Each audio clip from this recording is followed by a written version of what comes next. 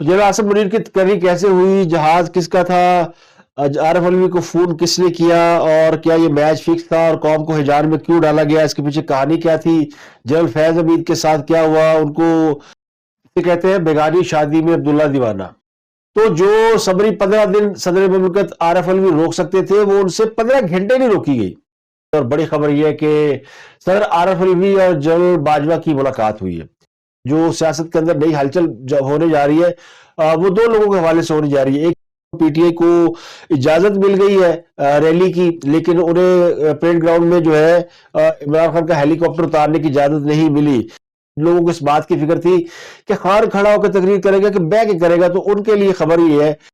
کہ جناب ان کی پریشانی دور ہوگی، خان صاحب کھڑے ہو کے تقریر کریں گے۔ جس کو وہ چاہتے تھے کہ وہ بنے آرمی چیف، وہ تو نہیں بنے،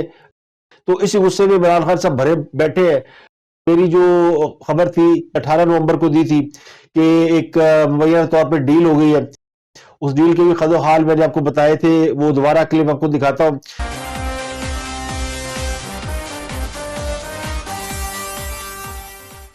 بسم اللہ الرحمن الرحیم، السلام علیکم۔ پروگرام اختلاف رائے کے ساتھ میں افتخار کاظمی، اور قوم کو نیا آرمی چیف مل گیا، اور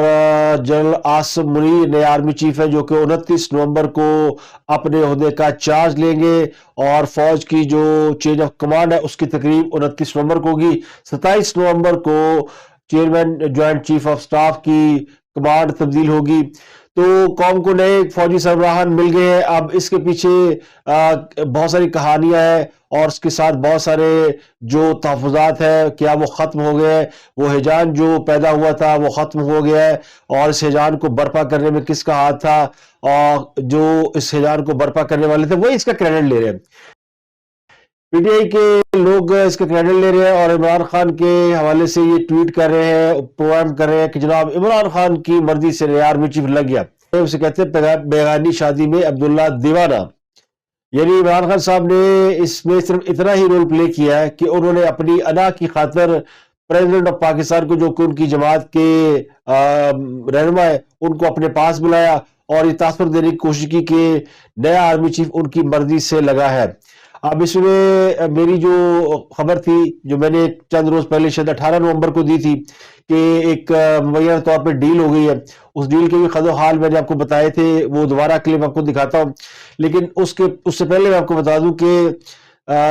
جنرل آصف منیر کی تقرری کے حوالے سے جو عمران خان صاحب ہے، ان کا اگر کوئی رول ہوتا تو اب تک عمران خان سب سے پہلے انہیں مبارکباد دے چکے ہوتے، لیکن عمران خان کا نئے آرمی چیف کو ان کی تقرری پر مبارکباد نہ دینا اب تو بڑا آسان ہے نا۔ اب تو مبارکباد دینے کے لیے کسی کے پاس جانا نہیں پڑتا، ایک ٹویٹ ہی کافی ہوتا ہے۔ تو ابھی تک عمران خان صاحب کی طرف سے کوئی ٹویٹ میں نے نہیں دیکھا اب تک جو کہ جنرل باجوہ کے لیے، جنرل آصف منیر کے لیے آیا ہو، یا فوج کی جو رجیم چینج ہوئی ہے ان میں سے کسی کے بھی حوالے سے آیا ہو۔ جنرل آصف منیر کی تقرری کیسے ہوئی، جہاز کس کا تھا، عارف علوی کو فون کس نے کیا، اور کیا یہ میچ فکس تھا اور قوم کو ہیجان میں کیوں ڈالا گیا، اس کے پیچھے کہانی کیا تھی، جنرل فیض حمید کے ساتھ کیا ہوا، ان کو کیا اس بات کی سزا ملی کہ عمران خان صاحب جو ہے انہوں نے ان کو اس قدر بدنام کر دیا تھا کہ وہ اہل ہوتے ہوئے بھی سودے تک نہیں پہنچ سکے۔ اس کے علاوہ جنرل عامر، جن کے بارے میں بڑی پریڈکشن کی جا رہی تھی کہ وہ بھی ایک اچھے امیدوار ہو سکتے ہیں، ان کا بھی نام اس میں شامل نہیں ہوا، تو ٹاپ 2 جنرل بن گئے۔ جنرل اظہر عباس، جن کے بارے میں یا جو خود یعنی انہوں نے اس بات کا اپنے قریبی حلقوں میں یہ دعویٰ کیا تھا، جو سورسز کلیم کرتے ہیں کہ انہوں نے یہ کہا تھا کہ ان کو سی جے لگانے کا، chairman joint of chief of staff لگانے کا فیصلہ ہو چکا ہے۔ تو کہیں نہ کہیں یہ بات اس سے پہلے زیر گردش تھی کہ جنرل ثانی شمشاد مرزا نئے آرمی چیف ہو گئے، اور جنرل اظہر عباس وہ chairman joint chief of staff ہو گئے۔ لیکن بعد میں یہ صورتحال بدل گئی، اور اس میں پھر کچھ پوچھنے مختلف سیاسی باتوں نے لی، جس کے بعد یہ صورتحال جو ہے وہ تبدیل ہو گئی۔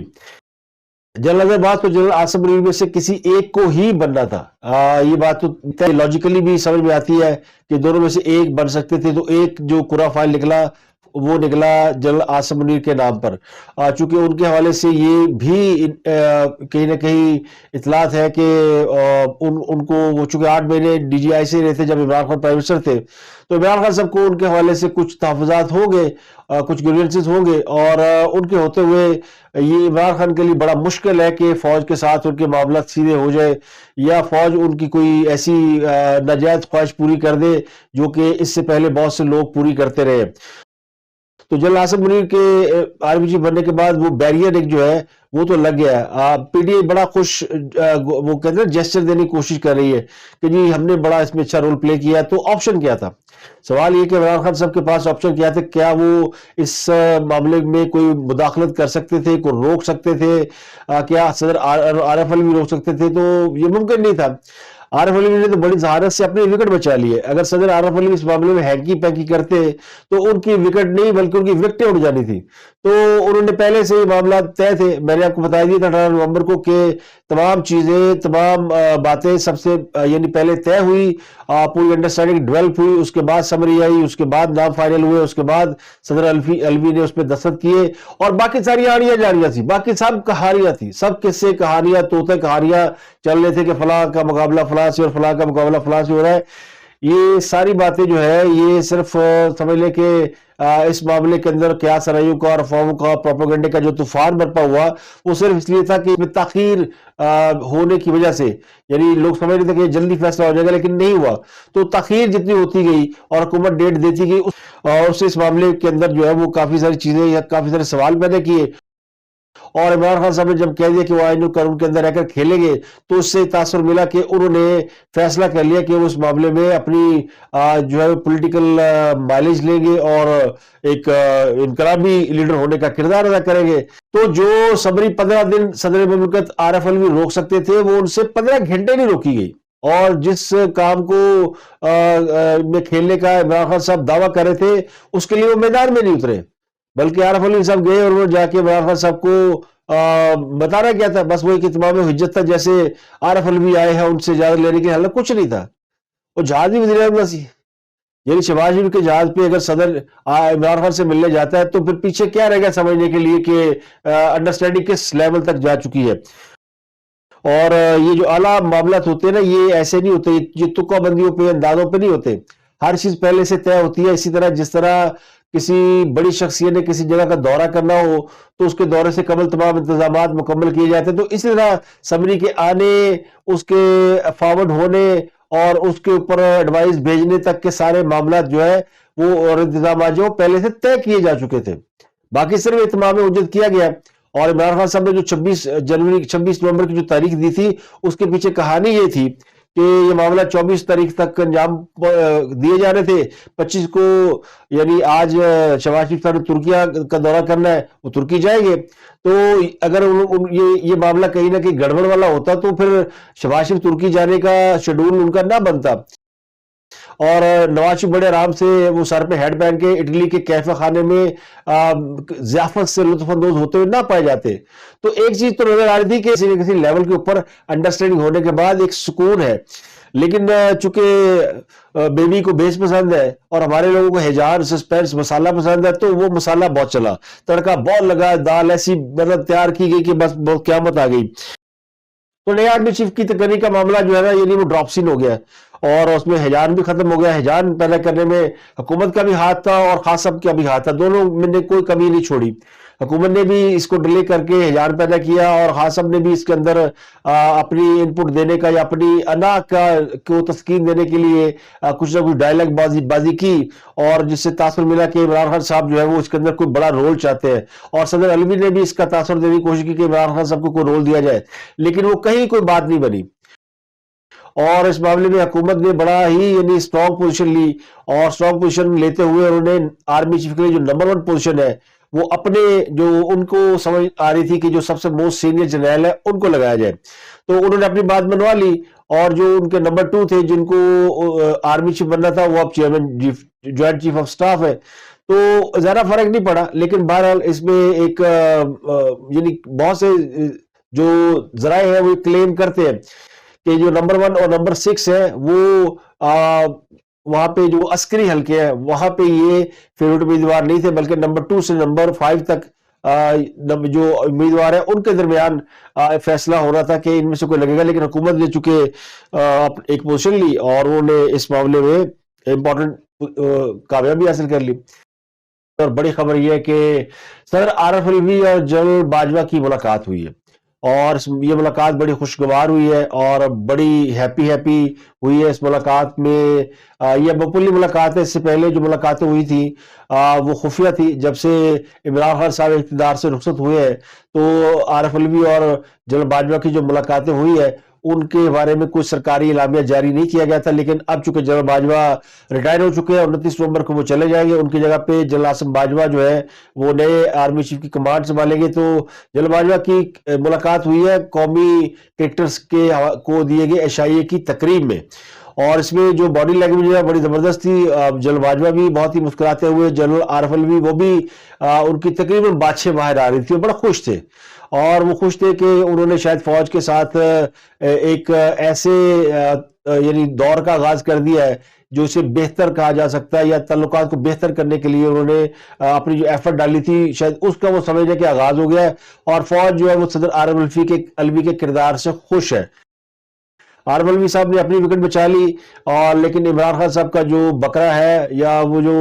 ان کا جو دمبا ہے وہ ذبح ہو گیا ہے۔ جس کو وہ چاہتے تھے کہ وہ بنے آرمی چیف وہ تو نہیں بنے، یا جس کو اوپر لانا چاہتے تھے وہ تو نہیں بنے، تو اسی غصے میں عمران خان صاحب بھرے بیٹھے ہیں، لیکن وہ کریں تو کیا کریں، ان کے پاس کوئی چوائس نہیں ہے۔ ان کو پیغام دے دیا گیا تھا کہ یو ہیو نو چوائس، یعنی ایبسولوٹلی ناٹ، جو عمران خان دوسروں کے لیے کہا کرتے تھے اب یہ لفظ ان کے لیے استعمال ہوتے ہیں۔ اگلی خبر آپ کو بتا دوں کہ پی ٹی آئی کو اجازت مل گئی ہے ریلی کی، لیکن انہیں پریڈ گراؤنڈ میں جو ہے عمران خان کا ہیلی کاپٹر اتارنے کی اجازت نہیں ملی۔ عمران خان صاحب جن کے زخموں کا پلاسٹر اتر گیا، ان کا زخم اچھے خاصے ہیں، اور ڈاکٹروں نے کہا کہ جناب آپ کھڑے ہو سکتے ہیں، اور جو 26 نومبر کو عمران خان صاحب نے جلسہ کرنا ہے، یعنی کل ہفتے کے روز لانگ مارچ 1 بجے کا انہوں نے میسج دیا کہ لوگ پہنچے پنڈی، اور وہ وہاں پہ خطاب کریں گے، تو وہ حقیقی آزادی کے حوالے سے اس کو خطاب کریں گے، تو اب وہ کھڑے ہو کے خطاب کر سکیں گے۔ ڈاکٹروں نے کوئی ایسے ان کو پلستر ان کو اتار دیا، لیکن ٹانگوں کے ارد گرد ایسی چیزیں لگا دی جائیں گی کہ عمران خان صاحب کھڑے ہو کر تقریر کر سکیں گے۔ تو جن لوگوں کو اس بات کی فکر تھی کہ خان کھڑا ہو کر تقریر کرے گا کہ بہ کے کرے گا، تو ان کے لیے خبر یہ ہے کہ جناب ان کی پریشانی دور ہوگی، خان صاحب کھڑے ہو کر تقریر کریں گے، اور وہ شاید کھڑے ہو کر تقریر بھی کریں گے اور پہلو بھی بدلیں گے۔ پہلو بدلنا سمجھتے ہیں؟ یہ انہوں نے مظاہرہ کر دیا تھا صدر عارف الوی سے جب انہوں نے ملاقات کی، تو پلستر کھلنے کے فوراً بعد وہ ٹانگ پر ٹانگ رکھ کے بیٹھے ہوئے تھے۔ تو یہ ان کی بڑی ول پاور ہے کہ جس بندے کو 4 گولیاں لگی ہو وہ اپنا پیر بھی ہلاتا ہے اور وہ ٹانگ پہ ٹانگ بھی رکھ سکتا ہے، اور پلستر اگر 15-20 دن کسی کی ٹانگ کو اگر لگا رہے تو وہ ٹانگ جلدی فولڈ نہیں ہوتی، لیکن 45 منٹ کی ملاقات کے اندر وہ ٹانگ فولڈ بھی ہوئی اور بہت کچھ ہوا۔ لیکن چلے عمران خان صاحب صحت مند ہو گئے، ان کے جو ٹانگ کے زخم ہے وہ بھر گئے، لیکن ان کے دل کا زخم ہرے ہو گئے۔ ان کے دل کے زخم اتنے ہرے ہو گئے کہ انہوں نے ابھی تک آرمی چیف کو مبارکباد بھی نہیں دی، حالانکہ ان کے لوگ کریڈٹ لینے کی کوشش کریں۔ عمران خان نے جناب بڑا کام کیا، اور عمران خان کی وجہ سے نئے آرمی چیف جو ہے ان کی مرضی سے، ان کی پروول سے نیا آرمی چیف لگ گیا، تو لیکن دل جو ہے وہ ہے کہ مانتا نہیں، اور وہ اب کرے تو کیا کرے۔ عارف الوی جو ہے وہ یا اس کا سافٹ ویئر اپڈیٹ ہو گیا ہے، یا اس کو عقل آ گئی ہے، یا اس کو سمجھا دیا گیا کہ اگر صدر رہنا ہے تو پھر وہ قائد سے رہنا ہے، اور پھر بالکل بندے پتر طرح آئین و قانون کے مطابق عمل کرنا ہے۔ تو جو سمجھایا گیا تھا، جنہوں نے سمجھایا تھا، ان کے ساتھ عارف الوی کا معاملہ تو ہو گئے سیدھے، عمران خان کے سیدھے نہیں ہوئے۔ اب عمران خان جو ہے وہ کریں گے تو کیا کریں گے، 26 نومبر کو وہ بات کریں گے اس کے اوپر۔ لیکن ایک اور بڑی خبر یہ ہے، اور وہ خبر یہ ہے کہ اب اگلی باری جو ہے، یعنی اگلا ٹاسک ہے جو سیاست کے اندر نئی ہلچل ہونے جا رہی ہے، وہ 2 لوگوں کے حوالے سے ہونے جا رہی ہے۔ ایک چیئرمین سینٹ صادق سنجرانی صاحب، ان کے خلاف تحریک عدم اعتماد آئے گی، اور صادق سنجرانی کا بھی وہی حال ہو چکا ہے جو کہ اس وقت عمران خان کا ہے، یعنی نہ ان کو لانے والے ان کے ساتھ ہے، نہ جن لوگوں نے ان کے مخالفت میں ووٹ ڈالے تھے نہ ان کے ساتھ ہے۔ تو جس طرح عمران خان صاحب جن کو اسٹیبلشمنٹ لے کر آئی تھی، اور اب اسٹیبلشمنٹ انہیں گڈ بائی کہہ کر باہر جا چکی ہے، اور جو اتحادی ان کے ساتھ کھڑے تھے ان کے مخالفت سمت میں کھڑے ہیں، تو اسی طرح صادق سنجرانی کے ساتھ بھی ہو رہا ہے۔ انہیں اسٹیبلشمنٹ ہمیشہ بچاتی رہی، اور عمران خان چونکہ اسٹیبلشمنٹ کے ساتھ تھے تو عمران خان کے وہ امیدوار تھے، تو وہ چیئرمین سینٹ رہے۔ اب ان کی وکٹ گرنے والی ہے، تو اب پی ٹی آئی بھی ان کے ساتھ نہیں کھڑی، لیکن اس سے پہلے ہو سکتا ہے کہ پرویز الہی کی وکٹ گر جائے، اور پرویز الہی کی وکٹ گرانے کا ٹاسک مل گیا جناب آصف علی زرداری صاحب کو،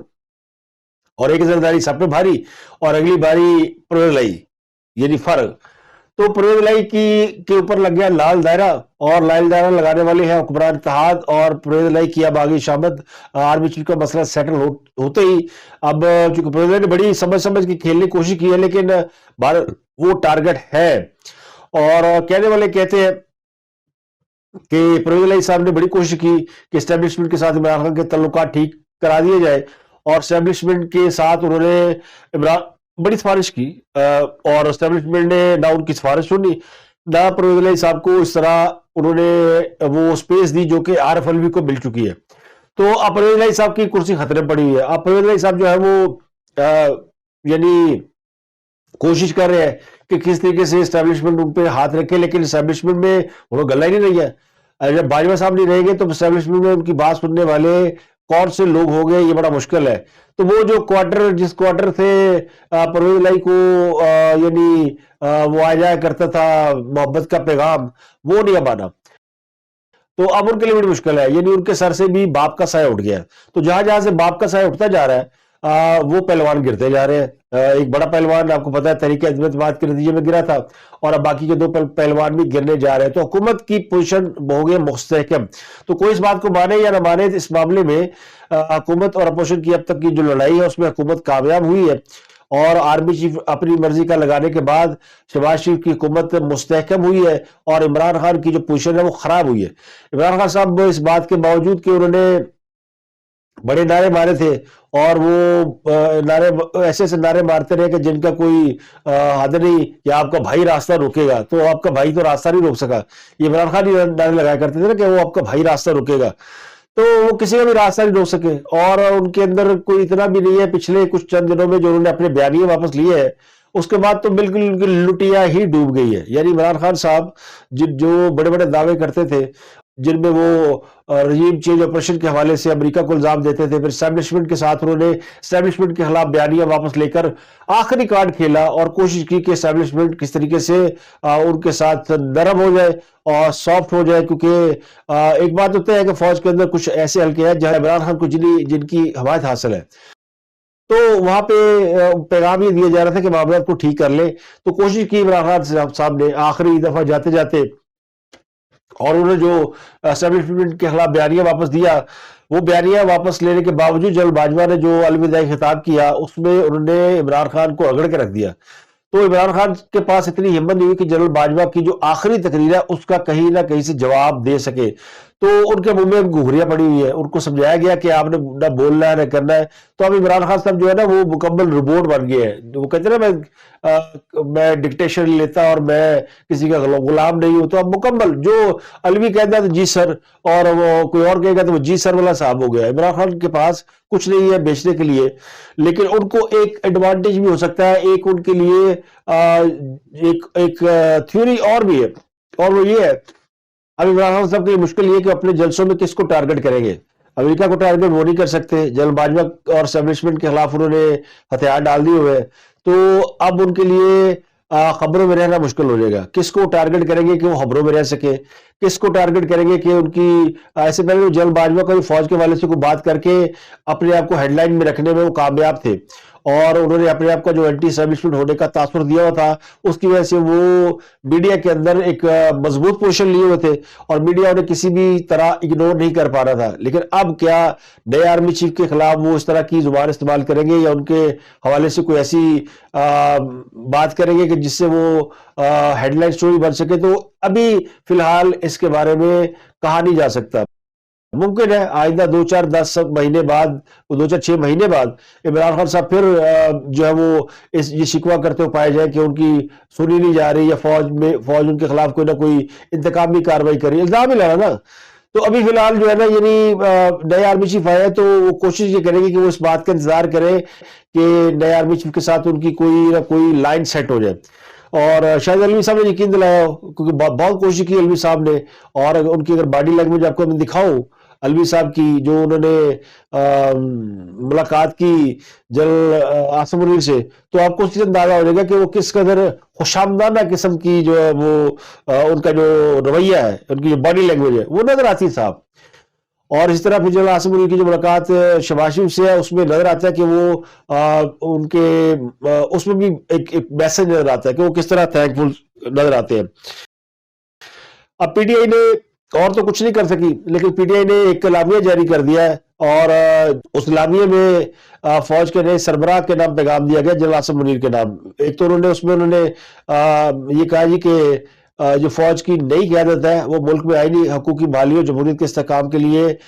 آئینی کردار ادا کرے گی، اس بات کی پی ٹی آئی کو توقع ہے. پھر یہ کہا جی پچھلے 8 ماہ میں جو کچھ ہو چکا اس سے ملک اور اداروں کو نقصان پہنچا ہے، پاکستان میں انسانی حقوق کی بدترین خلاف ورزی ہوئی ہے، صحافتی اداروں اور صحافیوں کو شدید دباؤ اور تشدد کا نشانہ بنایا گیا، ارشد شریف جیسے نامور صحافی کو شہید کیا گیا ہے، سب سے بڑی سیاسی جماعت کے لیڈر عمران خان کو دیوار سے لگانے کی کوشش کی گئی ہے، ملک عدم استحکام کا شکار ہوا اور معاشی بحران نے جنم لیا. تو پی ٹی آئی قیادت کہتی ہے کہ فوج کی نئی قیادت سے ہماری توقع یہ ہے کہ ملک میں آئینی حقوق کی بحالی جمہوریت کے استحکام کے لیے اپنا کردار ادا کرے گی.